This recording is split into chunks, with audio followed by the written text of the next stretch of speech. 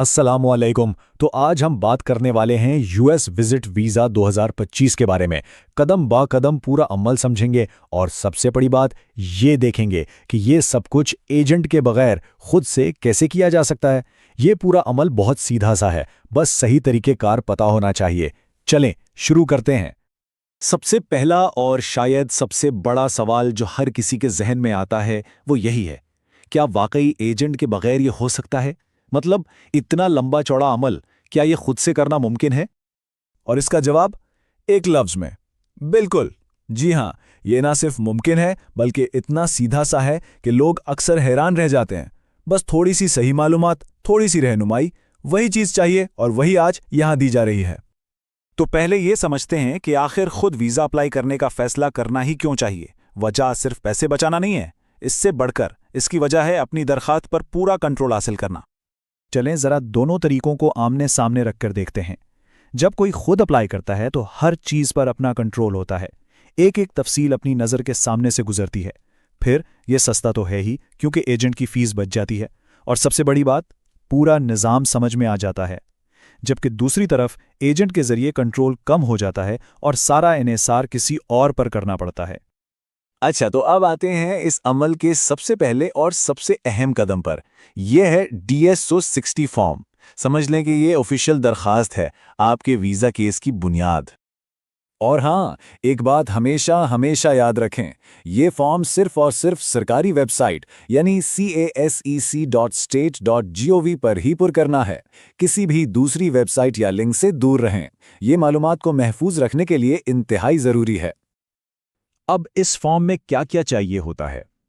इसमें ज़ाती तफसीलात, सफ़र का पूरा मंसूबा, मुलाजमत की तारीख और माली हालत के बारे में मालूमात डालनी होती हैं। बेहतर यही है कि फॉर्म शुरू करने से पहले ये सारी चीज़ें अपने पास तैयार रखें, इससे गलती का इम्कान बहुत कम हो जाता है। और यहाँ एक सबसे सबसे अहम नुक्ता, जो भी मालूमात दी जा रही हैं वो बिल्कुल ठीक और सच्ची होनी चाहिए। एक छोटी सी गलती या मालूमात में थोड़ा सा भी फर्क वीज़ा मुस्तरद होने की वजह बन सकता है, तो हर चीज़ को डबल चेक बल्कि ट्रिपल चेक करना बहुत ज़रूरी है। चलें, फॉर्म तो मुकम्मल हो गया। अब अगला कदम है वीज़ा फ़ीस की अदायगी। ये कदम दरख्वास्त की जगह को महफूज करने के लिए लाजमी है। अमल बहुत आसान है। अमेरिकी वीज़ा अपॉइंटमेंट की सरकारी वेबसाइट पर जाना है और वहाँ बैंक, क्रेडिट कार्ड या ऑनलाइन ट्रांसफ़र किसी भी तरीके से फ़ीस अदा कर दें। और हाँ, जब फीस जमा हो जाए तो जो रेफरेंस नंबर या रसीद मिलती है उसे बहुत बहुत संभाल कर रखें। अपॉइंटमेंट बुक करते वक्त यही काम आएगी। ठीक है, फीस भी अदा हो गई। अब बारी है अगले अहम मरहले की, यानी अपॉइंटमेंट बुक करना और सारे जरूरी दस्तावेजात तैयार करना। देखें, यह समझना बहुत ज़रूरी है कि अपॉइंटमेंट्स दो होती हैं, अलग अलग। पहली अपॉइंटमेंट होती है वीज़ा एप्लीकेशन सेंटर में, जिसे VAC भी कहते हैं। वहाँ बस उंगलियों के निशानात और तस्वीर ली जाती है। जो दूसरी और असल अपॉइंटमेंट है वो अमरीकी सिफारत खाने या कौंसल खाने में होती है। यही है वो जगह जहाँ असल वीज़ा इंटरव्यू होगा। चलें, अब देखते हैं कि कौन कौन से दस्तावेजात साथ लेकर जाने हैं। एक तो पासपोर्ट, जिसकी म्याद कम से कम 6 महीने होनी चाहिए। फिर DS-160 का कन्फर्मेशन पेज, अपॉइंटमेंट लेटर और वीज़ा फीस की रसीद।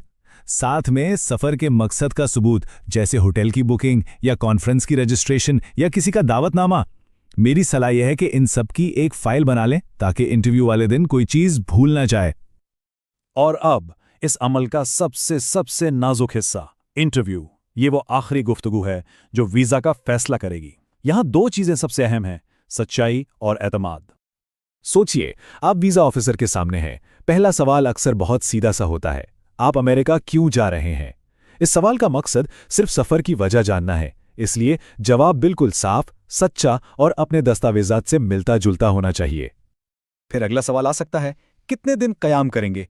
यहाँ याद रखने वाली बात यह है कि जवाब वही हो जो DS-160 फॉर्म में लिखा था। अगर मालूमात में फ़र्क हुआ तो शक पैदा हो सकता है और हमें इससे बचना है। और एक और बहुत अहम सवाल, मालियात के बारे में। इस सफ़र का खर्च कौन उठा रहा है? इसका जवाब जो भी है सच बताएं, चाहे कोई खुद खर्च कर रहा हो या कोई और। वो बस ये तसल्ली करना चाहते हैं कि सफ़र के लिए वसाइल मौजूद हैं।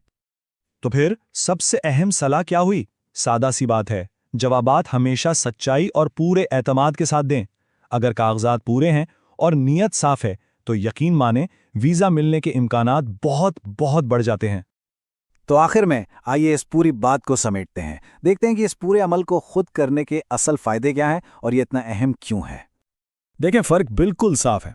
जब कोई खुद अप्लाई करता है तो सिर्फ सरकारी फीस देनी पड़ती है। एजेंट के मामले में फीस के साथ कमीशन भी जाता है। अपनी मालूमात पर पूरा कंट्रोल रहता है और मुस्तकबिल के लिए भी पूरा निज़ाम समझ आ जाता है, यानी खुद मुख्तारी हासिल हो जाती है। तो ये सारी मालूमात हासिल करने के बाद अब सवाल ये है कि क्या अगला कदम उठाने और अपनी दरखास्त पर पूरा कंट्रोल हासिल करने के लिए तैयारी है? उम्मीद है कि इस सारी गुफ्तगू से काफ़ी मदद मिली होगी।